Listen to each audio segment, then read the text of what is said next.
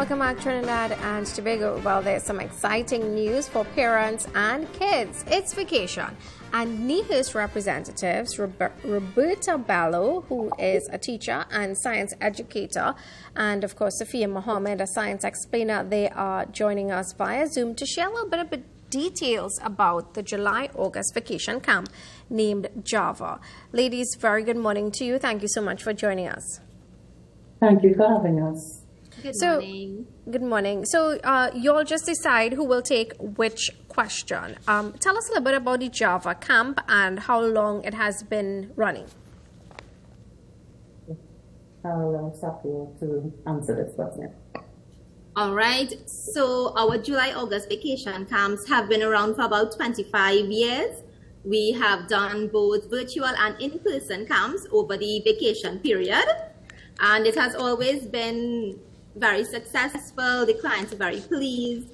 And the overall goal of the camp is to encourage the youth of today, which will be our leaders of tomorrow, into the STEM process, encourage them into science backgrounds, get them excited about this, and of course, veer them in that path. So, Roberta, maybe you could tell us what exactly is science, technology, engineering, and mathematics? What is STEM, and how do you incorporate that into the camp?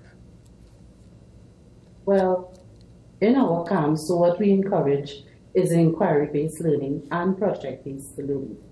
Thereby, the students take active part in the various concepts that we introduce to them. Right? And what we also try to show them is the link that science, mathematics, engineering, and technology have in different aspects of their lives and how it can improve the quality of their lives. For example, Sophia, like if I come to the camp, what will I see? Will I see models? What will I see? Yes, so our camp content is usually brought onto the kids through very interactive, hands-on and fun activities. As you said, we use models. We encourage individual as well as collaborative work. We cater to different age groups. So our younger age group, which will be 5 to 6 years, will be involved in a lot of sensory play and learning through play, while our oldest age group, which will be 14 to 17 years, will be involved in collaborating and project-based learning, all under a specific theme. So, so the age group will be 5 to 16, but they've separated off into groups. Yes, that's correct. So we have 5 to 6 years, 7 to 9 years, 10 to 13 years, and 14 to 17 years. Each age group will be doing separate content and activities, follow their own schedule, and of course, the content and the activities are veered towards that specific learning level. Roberta, when these students attend camp and they leave, what is your aim? What do you want them to get out of this the most? I believe our main goal is to foster a particular mindset where they use the creativity skills, they develop an innovative thinking mindset so that they can use these skills to build their future. And to, when they join the world of work, that they are on par with their colleagues or counterparts globally.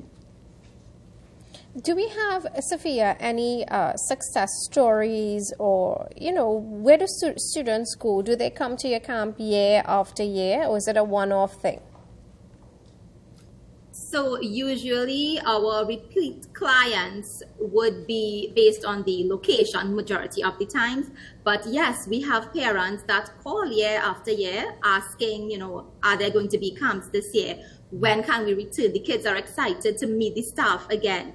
And it's I would say it's the best part of the job. When you meet a camper or a parent outside of the camp area or the camp season, and they recognize you. And so in camp, the kids call me Captain Saf. And the kids come up to me, Captain Saf, do you remember us? We did this with you, we did that with you. And they remember what they did, they remember what they learned, and that is a very encouraging feeling. And parents have on multiple occasions come up to the staff to tell us thank you, because they see a change in their kids. Not just their encouragement into science, that, you know, the kids are more engrossed in science now, also on a holistic approach. So sometimes kids who were not able to socialize well or technically, they keep to themselves, the parents are shocked that now they come to pick them up and there they are playing with others and socializing, and they didn't know that the child would have been able to because they don't do it in school. So I do believe, yes, we have had a variety of success stories and wonderful repeat clients that we do look forward to seeing again. Roberta, given what Sophia just explained regarding hands-on learning and the benefits, do you think that this is something that can be incorporated or ought to be incorporated into schools? Because they clearly do assist students in even academic learning. Yes, based on feedback from the students themselves, many of them have, over the years, said they would like their school experience to be very similar to the programs that they attend in NIHERST. So definitely there is a place for STEM, the STEM approach in the classroom, and it is our hope that one day that transformation can take place. So I'm reading here that the camp will focus on different themes: robotics, AI, generative AI, virtual reality, engineering, and 3D printing. Can you give us, any of you, or maybe both of you, could take a couple of topics each to give us a little idea of what these themes entail? Okay, so we have 3 umbrella themes that we'll be using to execute this camp season. Our first would be digital wizards, and that focuses on artificial intelligence, its advances, how we can use it. And this camp is done virtually next week from the 15th to the 19th of August. We offer both morning and afternoon sessions. And here the kids of the same 4 age groups would be delving deep into artificial intelligence, exploring how we can use it to help solve the problems of today, its setbacks, its advancements, and so on. Our 2 in-person themes carded for August would be Tech Titans, which focuses on coding, robotics, programming. That's where they're going to jump into the 3D printing. I think that's always one of the major catches. And we have our Innovators Hub, which focuses on engineering, all aspects of engineering, from building simple machines all the way up to animation and design software. So, just listening to it as an adult, it sounds, these things sound heavy to me. It sounds, AI, robotics, 3D printing, but how do you manage to break it down for children within that age group, 5 to 17? All right, so as we said, our facilitators are well trained into catering to different learning styles.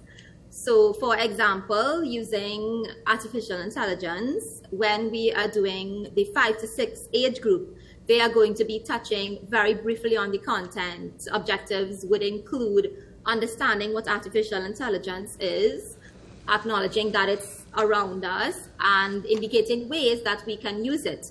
But they would also be involved in programs or online resources that are simple for them, such as block coding, something that we can instruct them how to do.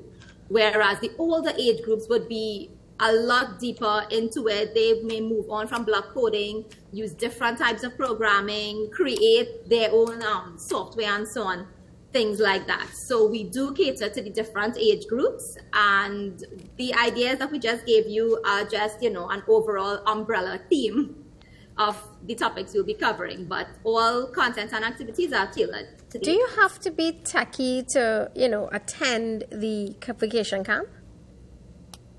Definitely not. We try our best to think about our clients and design the activity and the programs so that we can meet them wherever they are.